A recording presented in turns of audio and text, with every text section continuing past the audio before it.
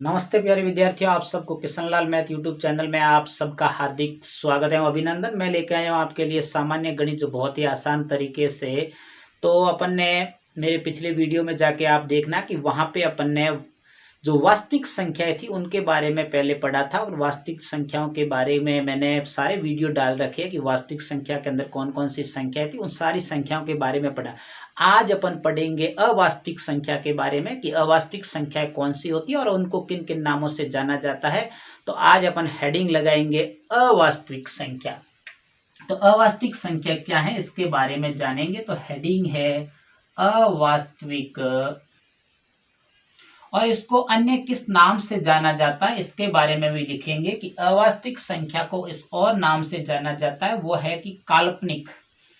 अवास्तविक या काल्पनिक संख्या, इसके बारे में अपन चर्चा करेंगे आज की अवास्तविक संख्या या काल्पनिक संख्या क्या है। तो अवास्तविक संख्या या काल्पनिक संख्या की अगर बात करें तो सबसे पहले अपन इनको परिभाषा के माध्यम से समझेंगे कि इसकी क्या परिभाषा है, और उसके बाद में अपन पता लगाएंगे कि इसके अंदर कौन कौन सी संख्याओं को शामिल किया गया है। तो अपन पहले हेडिंग लगाते हैं कि परिभाषा। परिभाषा, तो परिभाषा की अगर चर्चा की जाए तो परिभाषा क्या है। तो जो काल्पनिक संख्या की या अवास्तविक संख्या की परिभाषा है कि वे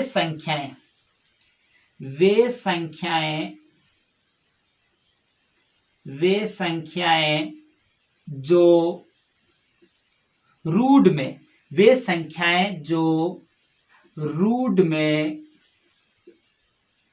ऋणात्मक का मतलब मैं कई बार आपको बता चुका हूं कि जो माइनस के अंदर चलने वाली संख्याओं को ऋणात्मक संख्याएं कहा जाता है। तो रूट में ऋणात्मक संख्याएं हो और उसको रूट से बाहर नहीं निकाला जा सकता, रूट से बाहर नहीं निकाल सकते, रूट से बाहर नहीं निकाल सकते हैं, उसे अवास्तविक या काल्पनिक संख्या कहते हैं। अवास्तविक या काल्पनिक संख्या कहते हैं। ये है अवास्तविक या काल्पनिक संख्या की परिभाषा की वे संख्याएं जो रूट के अंदर ऋणात्मक संख्या है और उसे रूट से बाहर नहीं निकाल सकते हैं, उसे अवास्तविक या काल्पनिक संख्या कहते हैं।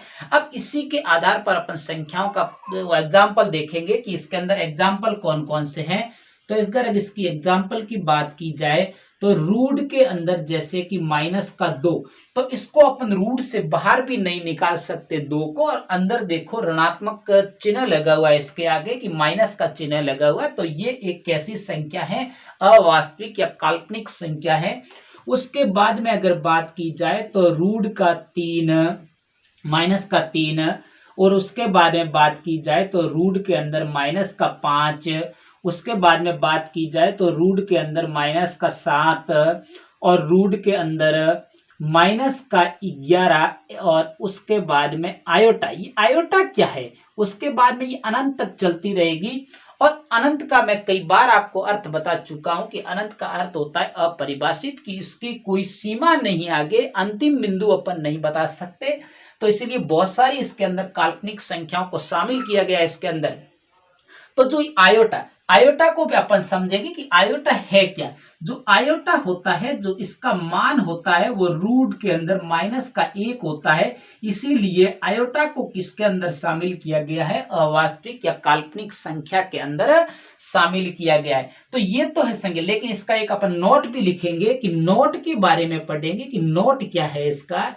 नोट में क्योंकि अपन को कुछ ऐसी संख्या की अपन को कुछ बारे में पता होना चाहिए कि ऐसी कौन सी संख्याएं ले जिससे ऋणात्मक की हो और रूट से बाहर न आए। तो सभी अभाज्य संख्याएं,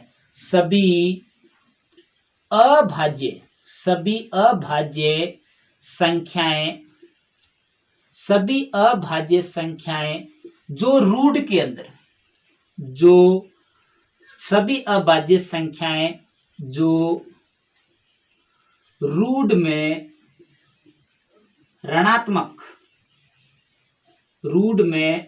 ऋणात्मक हो उसे काल्पनिक संख्या कहा जाता है। काल्पनिक कहो या अवास्तविक कहो, काल्पनिक संख्या कहते हैं। ये है अवास्तविक या काल्पनिक संख्याओं के बारे में।